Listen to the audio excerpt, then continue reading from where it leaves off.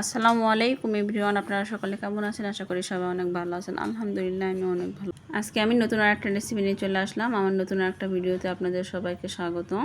পুরো ভিডিওটা দেখে একটা লাইক দিয়ে পুরো ভিডিওটা দেখে নেবেন। আর যেসব বন্ধুরা নতুন ইউটিউব চ্যানেলে আমার এই ভিডিওটা দেখছেন তারা প্লিজ একটা সাবস্ক্রাইব করে পাশে থাকা বেল আইকনটা ক্লিক করে দেবেন। আমার নতুন কোনো ভিডিওতে চলে আসতে পারেন। আমি আজকে মজাদার একটা নাস্তা রেসিপি আমি আপনাদের সঙ্গে শেয়ার করবো। এটাকে আপনারা পিঠে বা বিস্কিট বলতে পারেন। চা বসিয়ে চার সঙ্গে একদম ঝটপট দেখবেন ঘরে যদি মেহমান আসে বা সকাল বিকালের নাস্তাতে এরকম মানে এই বিস্কিটটি বানাতে পারবেন। এটা এতটাই মজাদার হয়। চলুন পুরো ভিডিওটা আমি আপনাদের দেখিয়ে দিই। পুরো ভিডিওটার সঙ্গে থাকবেন, স্কিপ করবেন না, তাহলে কিন্তু বুঝতে পারবেন না। এতটাই মানে মুচমুচে হয় আর এতটাই মজাদার এই মানে বিস্কিটগুলো। খুব ঝটপট হয়ে যায়, বেশি সময় লাগে না, 10 মিনিটে এটা মানে একদম হয়ে যাবে। এই যে দেখুন কতটা মানে দেখতে একদম লোভনীয় লাগতেছে। এটা আমি কীভাবে বানাই সেটা আমি আপনাদের সঙ্গে শেয়ার করি।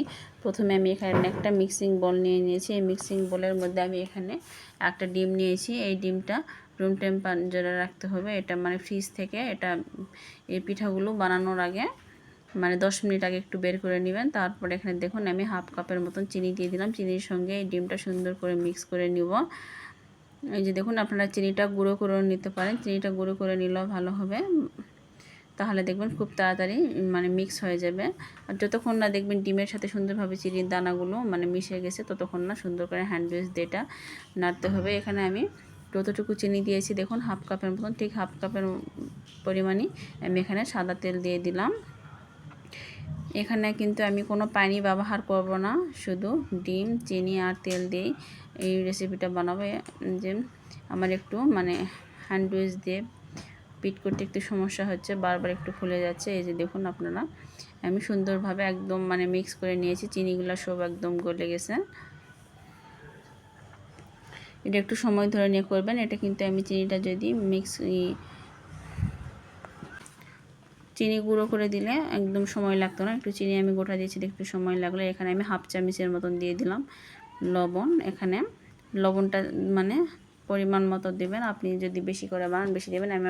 আমি যতটুকু পরিমাণে দিয়েছি এই পরিমাণে বানাইতে গেলে ঠিক এই তো পরিমাণটা মানে এরকমভাবেই রাখবেন, তাহলে বুঝলেন। এখানে আমি হাফ চামচ এরকম দিয়ে দিলাম বেকিং পাউডার। এখানে আমি কিন্তু বেকিং সোডা দিয়েছি না, বেকিং পাউডার দিয়েছি। আপনারাও বেকিং পাউডারই দিবেন। বেকিং সোডা দিলে কিন্তু এই মানে নাস্তাগুলো অত সুন্দরভাবে হবে না।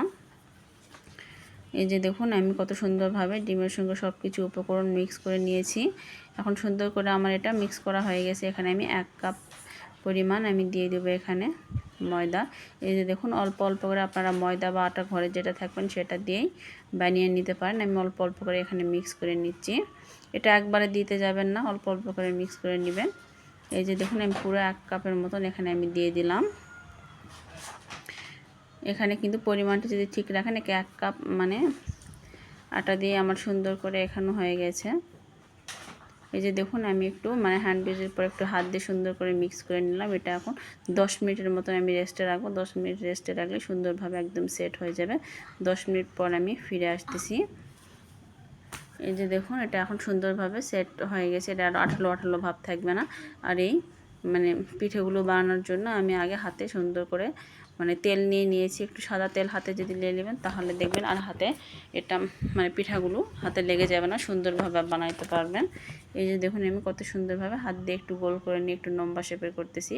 আপনারা দেখতে দিলেই বুঝতে পারবেন এটা এতটা কষ্ট না, খুব সিম্পলভাবে। এই যে দেখুন আমি খুব সুন্দরভাবে এটা বানিয়ে নিচ্ছি। এই যে দেখুন আমি একটা মানে চাকু মানে উল্টো পিস ধরে দাগ কেটে নিলাম। এই দাগটার জন্য সুন্দর হবে আর কি দেখতে। আপনারা যে কোনো শেপ বা যে কোনো ডিজাইন করে নিতে পারেন।